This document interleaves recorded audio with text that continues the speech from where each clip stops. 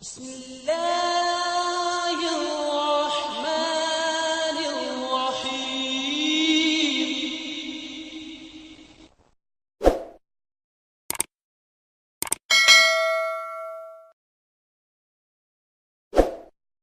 جزاکم اللہ تعالیٰ.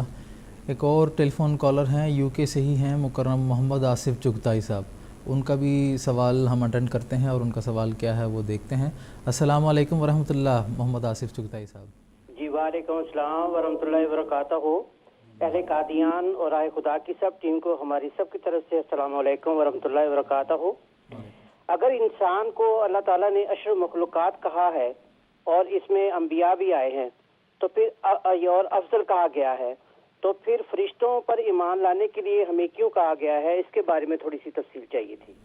ٹھیک ہے جناب، جزاکم اللہ، شکریہ. مولانا محمد حمید کو بات یہ ہے کہ آگے اس کی تفصیل آئے گی.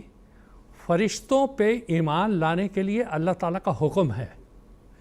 فرشتے وہ حمزہ وصل ہیں، وہ ربط ہیں جو اللہ اور اس کے انسان کے درمیان میں ہیں. اور فرشتوں کی بہت سی قسمیں ہیں. ہم جو فرشتوں کے اوپر ایمان لاتے ہیں، ایمان بالغیب، ان تؤمنوا باللہ و ملائکتہ و کتبہ و رسلہ، کہ ملائک پر ایمان لانا ہمارے فائدے میں ہے. ہم ہمارے لیے اور وہ اللہ کے درمیان ایک واسطہ بنتے ہیں. ہم براہ راست وہ بات اللہ تعالیٰ کو نہیں کہہ سکتے یا اللہ تعالیٰ تک ہم نہیں پہنچ سکتے جو فرشتے ہمیں پہنچاتے ہیں. اسی لیے اس کا توسط اللہ تعالیٰ نے اختیار کیا. اب کیوں کا جو سوال ہے یہ تو اللہ تعالیٰ بہتر جانتا ہے.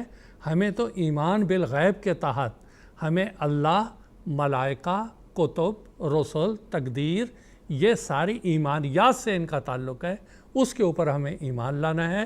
اور فرشتوں کا ایک احساس ہے جو آگے تفصیل میں آئے گا.